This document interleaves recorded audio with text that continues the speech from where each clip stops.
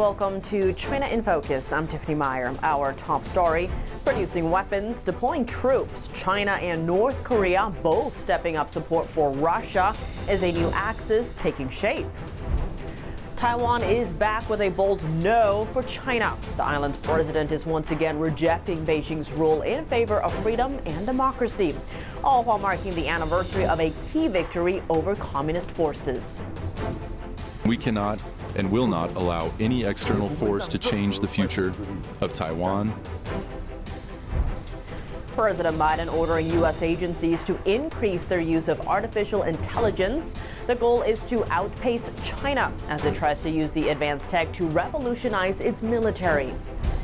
And is the U.S. properly defending against the Chinese Communist Party's political and economic warfare? A new House report finds it's not.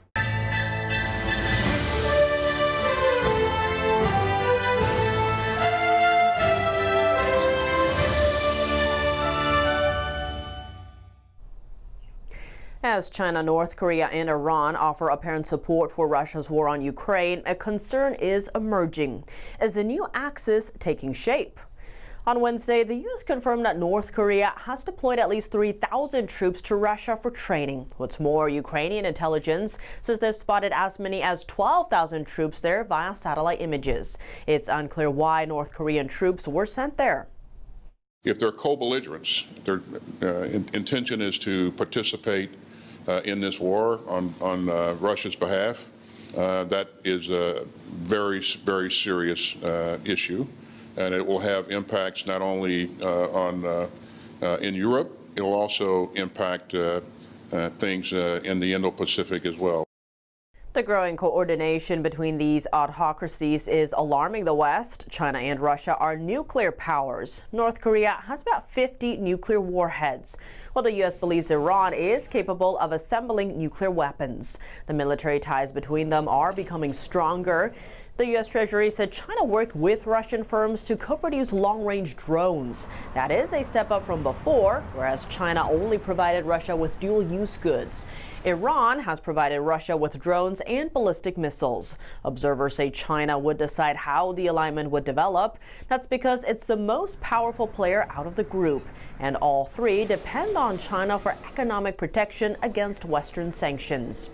Meanwhile, the U.S. is caught up in two wars, one in the Middle East and the other in Europe, and Washington is struggling to keep weapons and munitions coffers stocked as it funnels gear to allies. Despite that, the chairman of the Joint Chiefs of Staff said he's confident that the U.S. would win in a war against China if Beijing invades Taiwan, adding that a future conflict would be akin to World War II. Taiwan says no external force will change its future. The island's president made the statement on Friday during a visit to a historic site. It's where the Taiwanese army defeated Chinese forces decades ago. Here's more. We treasure a democratic and free way of life, and we cannot and will not allow any external force to change the future of Taiwan, Penghu, Kinmen, and Matsu. Lai said Taiwan would not give up an inch of its territory as he visited the Kinmen Islands, which are only miles from China's coastline. 75 years ago, the Chinese Communist Party's forces tried to take over Taiwan by force for the first time, targeting these islands. Taiwan pushed back the invasion attempt. The victory laid the foundation for Taiwan's safety in the decades that followed. At the event commemorating the victory, Lai told veterans the battle represents Taiwan's determination to protect the country. Lai also expanded on current global tensions. The fact that North Korea has sent troops to Russia shows that totalitarianism continues to cooperate and expand. We will firmly unite to move forward, to defend democracy, freedom, and our nation.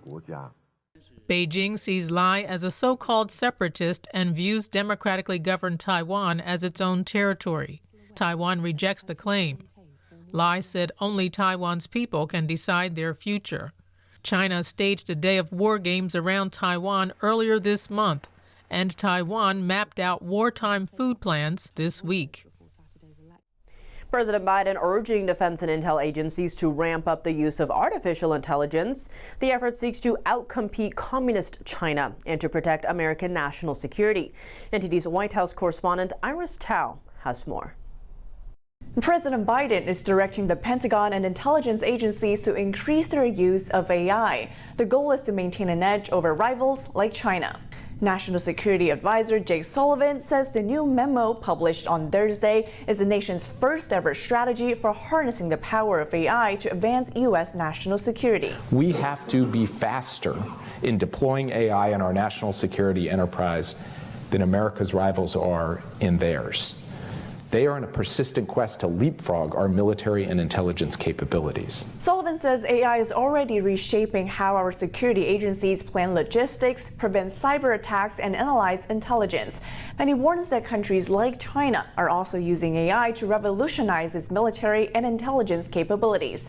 As a result, the U.S. must outpace China. We know that China is building its own technological ecosystem with digital infrastructure that won't protect sensitive data, that can enable mass surveillance and censorship, that can spread misinformation, and that can make countries vulnerable to coercion. Meanwhile, concerns are growing over the Chinese Communist Party spreading misinformation trying to sway voters in the U.S. election.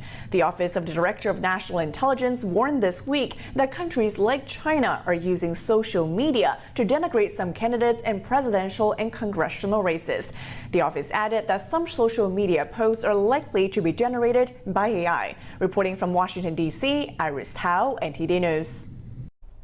How is the U.S. defending against the Chinese Communist Party's attempt at global domination? A new House report says the effort is lacking. The report outlines which areas are most vulnerable to Chinese Communist Party's subversion tactics. Here are the details.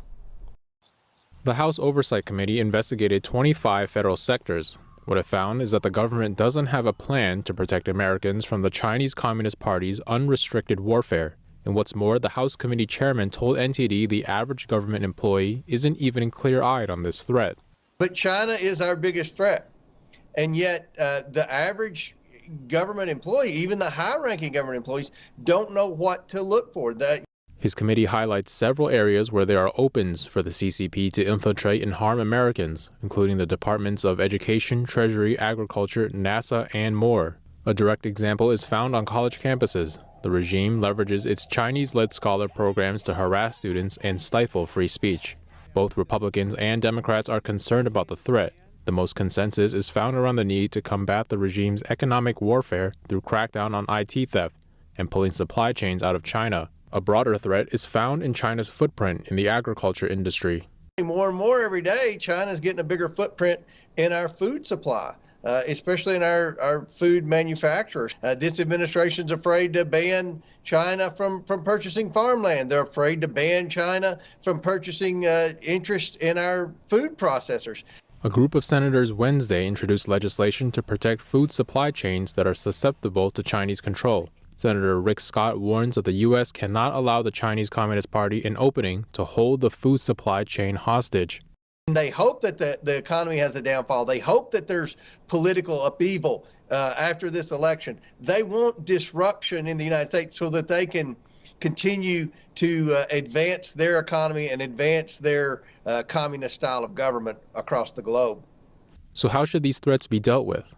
The House Oversight Committee recommends a whole-of-government strategy, starting with federal agencies directly recognizing the regime for what it is, quote, a communist totalitarian regime aimed at destroying the United States. The committee says once recognized, the government must resist the psychological warfare that the CCP uses to influence policymaking in the U.S., and overall, the U.S. must create a systematic strategy to defend itself. What does the U.S. strategy look like for blocking China's political warfare and influence peddling on American soil? A report called CCP Political Warfare was just released Thursday by the House Committee on Oversight and Accountability.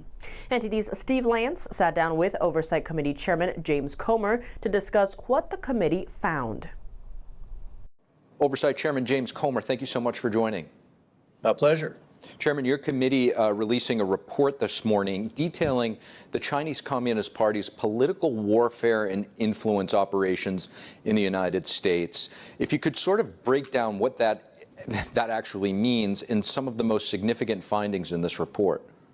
We wondered what exactly the plan was in the Biden-Harris administration to offset this Chinese Communist Party warfare within our government. And what we found was there is no plan. Not only that, there's not even a process in place to educate the government employees and the heads of each division and each cabinet exactly what to look for and how to know when China is behaving badly. And you look at the things that we found. China's buying so many of our treasury bills. We're having to issue more treasury bills because we have a massive deficit. We spent $1.83 trillion more last fiscal year than we took in. This administration is reliant on China to buy that debt. This administration is reliant on China in trade policy, where China has a competitive advantage because of the one area where we probably have close to a balanced trade with China is in the agriculture industry. This administration's afraid to ban China from purchasing farmland. They're afraid to ban China from purchasing interest in our food processors. We saw during the protest that this administration doesn't have a policy in place to protect students and teachers from anti-Semitic behavior and protest and violence. So the list goes on about the things that China has been doing to the United States, and yet our government doesn't have a plan in place to reject that and protect its citizenry. House Oversight Chairman James Comer, really appreciate you joining us. Thanks for having me. Turning now to the Middle East, China's envoy to Afghanistan said Friday that it would offer the Taliban tariff-free access to several sectors: construction, energy, and consumer goods. Right now, the Taliban's economy is in a bad shape. Beijing has been building ties with the Taliban, but stopped short of recognizing it. Meanwhile, Afghanistan is rich in resources, home to $1 trillion worth of minerals. Deposits of lithium, copper, and iron would prove valuable to China's battery and construction industries. The Taliban has said that it wants to join China's Belt and Road Initiative, a global project where China invests in infrastructure in developing countries and asks for control of key ports and assets if countries can't pay their debt. Coming up, a bloody protest against the Chinese Communist Party. One Chinese truck driver decided to live stream his crash into a number of cars while cursing life under the regime. The International Monetary Fund and the U.S. aren't seeing eye to eye. Their disagreement whether China's massive trade surplus is hurting the global economy. And Taiwan is focusing on boosting its combat readiness with live-fire drills. The enemy in mind, a potential invasion by communist China. More on that after the break here on China in Focus. Welcome back to China in Focus. I'm Tiffany Meyer. Turning now to news from within China. On Wednesday night, a Chinese man drove a large truck into numerous cars on the street while live streaming the entire incident. And just a warning, some viewers may find this footage disturbing.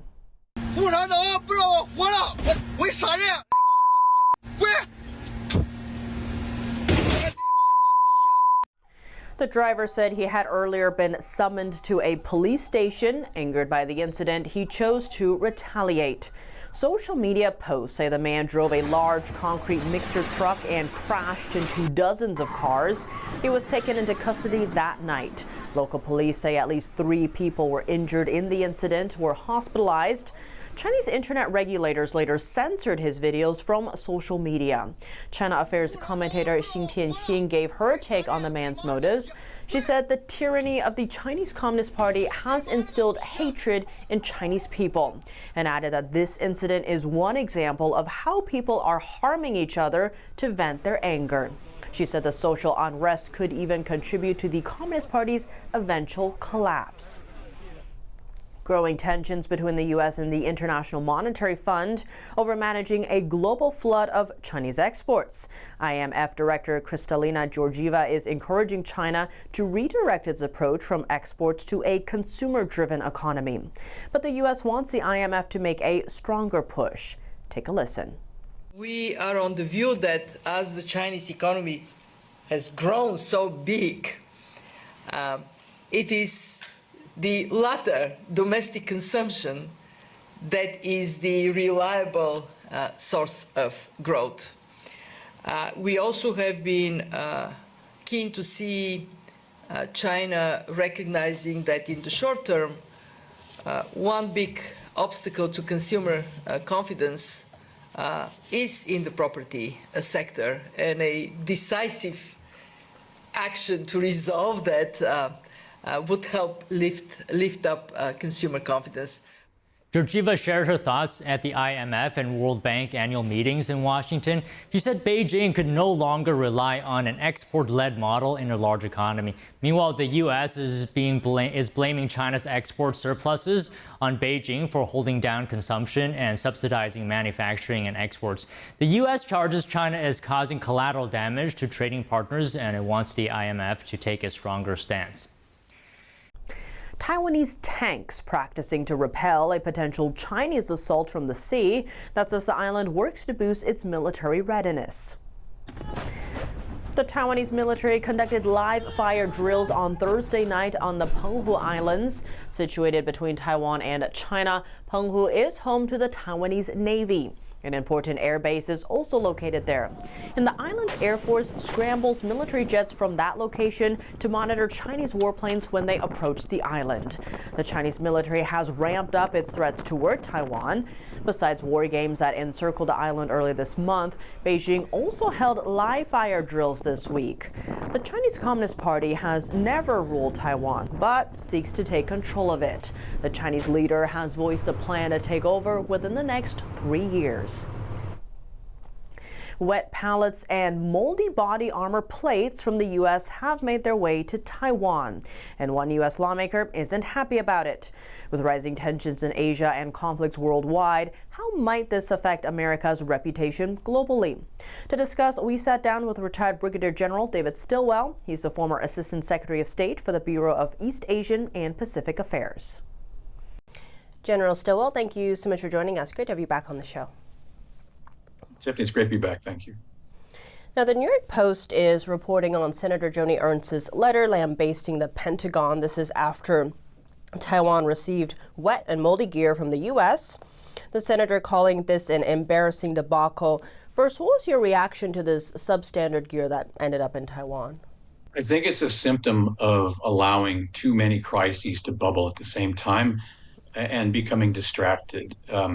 And that comes from a failure to prioritize and put effort against the primary threat, and then whatever's left over you put against the rest. And so it works in the military deployments world. And so I think the solution here is to allow encourage or force our friends and allies, that means NATO, to pick up the slack in that part of the world. NATO's got to get busy, step up, do their part, so then we can take that limited manpower, such as it is in the Pentagon, but limited attention span, and push it toward important things like ensuring Taiwan gets the right stuff.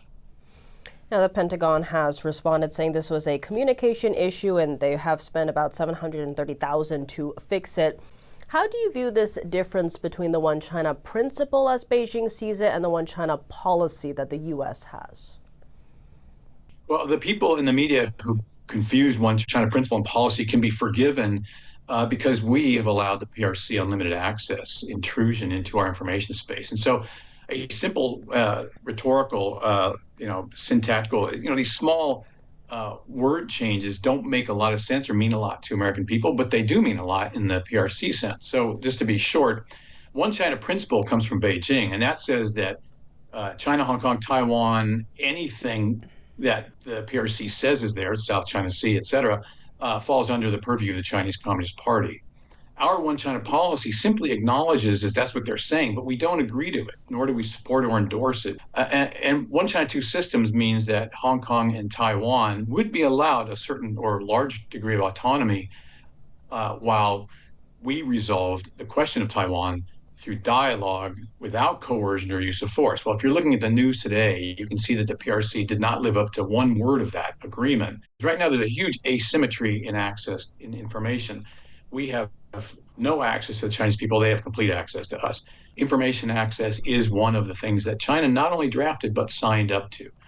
And they clearly walked away from that one, like they walked away from their agreement on Hong Kong autonomy and all the rest. General Stilwell, thank you so much for your time. Always a pleasure. Thank you. The European Union has denounced China's claim over Taiwan. Let's take a look. The European Parliament passed a resolution with wide majority support Thursday, urging Beijing to stop its, quote, continued military operations, economic coercion, and hostile disinformation campaign against the island. Instead, Michael Gahler, a member of the European Parliament, outlined a roadmap for the Chinese Communist Party on how it can win the favor of the Taiwanese people. Perhaps you should seek ways to become attractive for the Taiwanese who live in a democracy and dislike a prospect of being treated like the Hong Kongers. So you should release the Uyghurs from their so-called re-education camps and the cultural repression of the Tibetans and the incarceration of Falun Gong practitioners and the prosecution of the underground churches, abide by the international agreement with the UK on 50 years of internal democracy for Hong Kong, stop harassing your neighbors by ignoring the provisions of the UN Convention of the Law of the Sea. The resolution also calls on the European Union to support Taiwan's participation in international organizations. Under pressure from Beijing, Taiwan is excluded from nearly all formal international organizations, including the World Health Organization. That's all for today's China in Focus. I'm Tiffany Meyer. If you have any feedback on the show or have something you'd like to see us cover, send us an email at chinainfocus@ntd.com. We'd love to hear from you.